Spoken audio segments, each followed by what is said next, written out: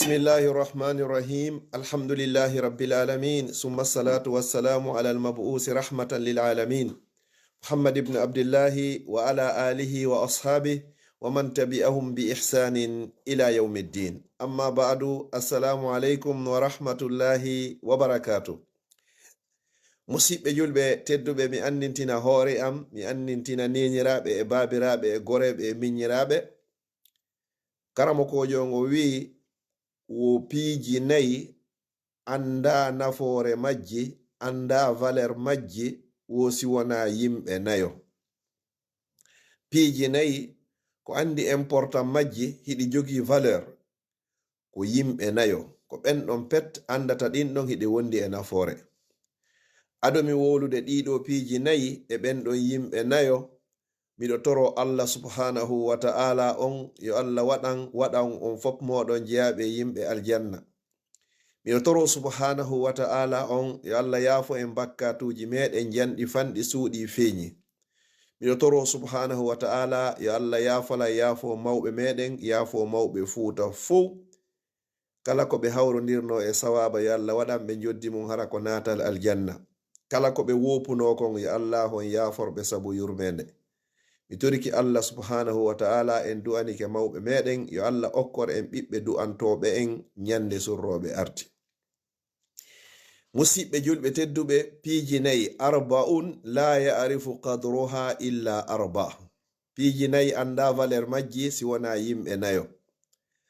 Ko wiyete kon ashababu cuka yagal ka goɗɗo woni ɗon zen nafoore cuka yagal si tawi ɗum hino weli ma hino hitti na suka on andi ɗum wo anda valeur cuka yagal illa shuyukhu si wona mawɓe ɓen. Sa landike mawɗo si suka yagal no weli pelletto innete hino weli, kono sa landike paykum si cuka yagal no weli o anda valeur cuka yagal. Ko ɗum si goto ini wo layta shababu ya'udu yawman fa ukhbirahu bima fa'ala al-mushibu. Sa yi'i mawɗo piiji tawatoni o wawata nyamugol moƴƴa, o wawata ɗanagol moƴƴa, o wawata yi'ugol moƴƴa, nanatake moƴƴa, so joɗoto ko woyi, so immoto ko woyi, so waloto ko woyi, so immoto kadi ko woyi. Kala ka o yahata hara himo joggi ma himo tugga. Si mawɓen hewti foppu moɓoto foppu mo be dillay mawɓen hewti walleɓe ɓe heɓa place, walleɓe ɓe heɓa gaɓe kaɓaro. O mawɗo ɗo sa landike mo o innay suka wattane hakkil pellet cuka yagal hala hino weli. Ko ɗum goɗɗo ko wawi wadde kon fuu ko fewndo ka woni suka ɗon. Si tawi ko a suka ado lawade a hewtoyde ka mawɗo on hewti ɗon e to gollitira suka yagal magal ɓay ko pellet watti pellet hina luttay. Nyande go tawa a yiwi suka a wonoyi mawɗo, sa wono yaari mawɗo o hara a woni mayɗo ko imma goɗɗum e muɗum. A iway suka wonoya mawɗo, sa hewto yaari ka mawɗo a wonay mayɗo. Miɗo toro Allah non nde ɗe wonoya sukaɓe ka wonɓen sukaɓe ɗo gollen cuka yagal meɗen ngal ka wawɗen ɗo hara nde ɗe wonoya mawɓe hara tigi tigi on en ninsoyta ko honɗum hanno gollen fewndo wonɗen sukaɓe sabuna ko andi valeur cuka yagal wo ko mawɗo. Wo ɗiɗi al-afiya ko wi'ete kon kellal, ko wi'ete kon ɓuttu ɓandu anda ɗum ɗo si wona yimɓe jarriboraɓe ɓen.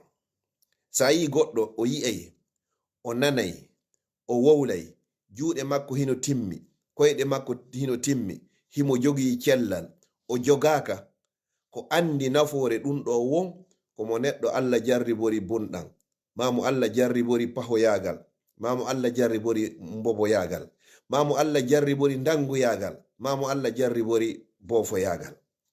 Sa yi'i bofojo oɗo inata inna emba cellal no wondi e nafoore. Sa yi'i neɗɗo mo yi'ata oɗo ina emba jaka gite ko nema. Sa yi'i neɗɗo mo nanata oɗo ina eyo jaka yo nanugol ɗum kadi haray ko nema. Tati wo asihhatu ko wi'ete kon cellal wandi afiya e cellal hino serti seeɗa. Cellal ngal ko hara a nawna afiya on non honno afiya ko hara Allah jarriborari ma ka tere ma.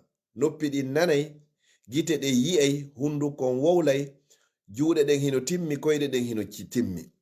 Amma non tammungu ko asihhatu ko cellal alaka e musede hay hunde. Wo ko andi non nafa cellal wo woko almarda ko nawnuɓe ɓen.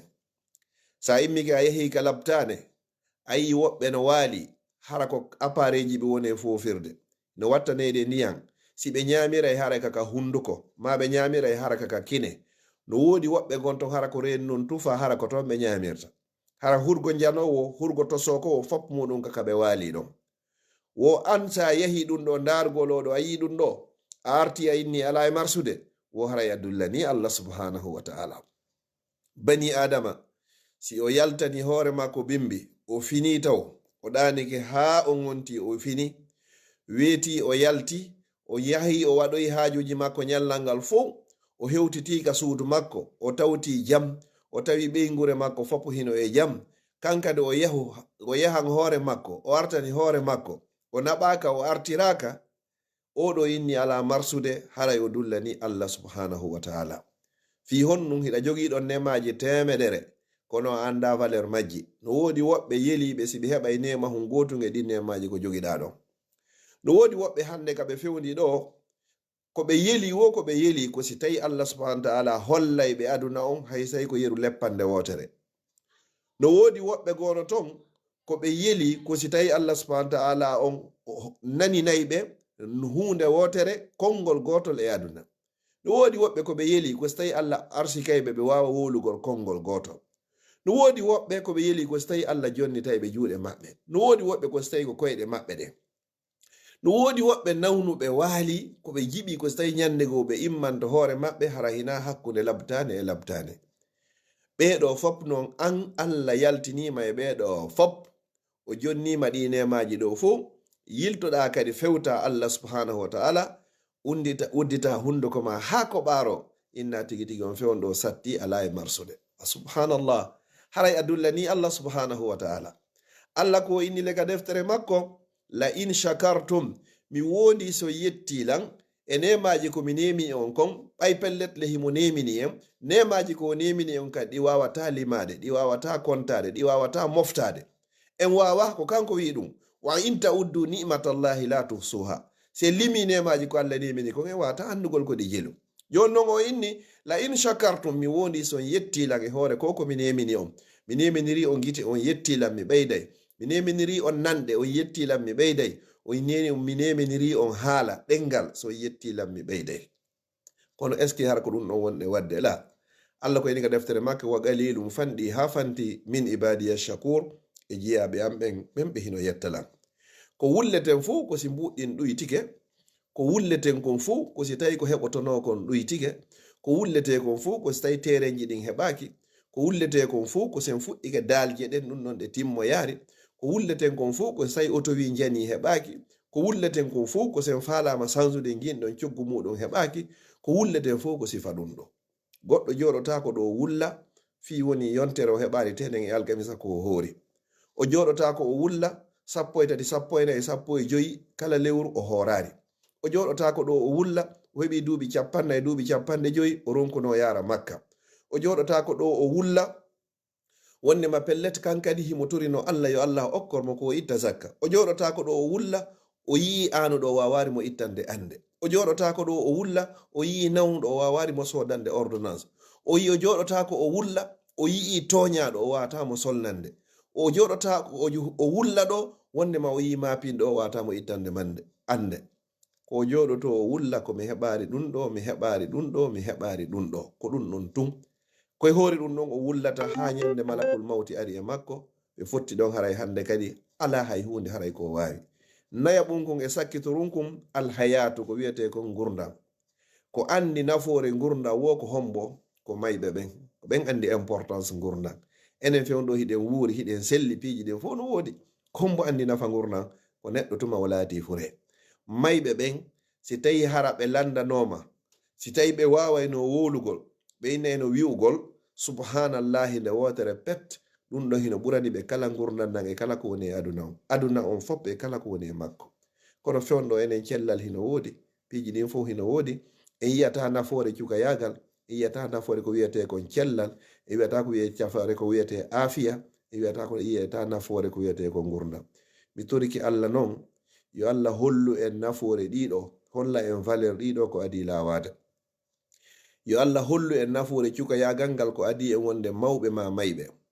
yo Allah okkure en nafoore aafiya on ko adi en jarriborede albalawuji.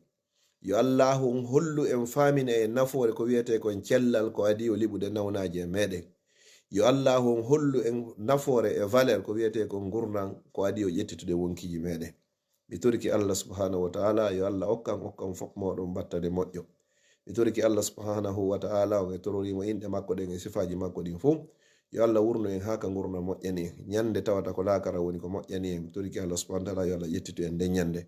yo Allah okku en timmode moƴƴere.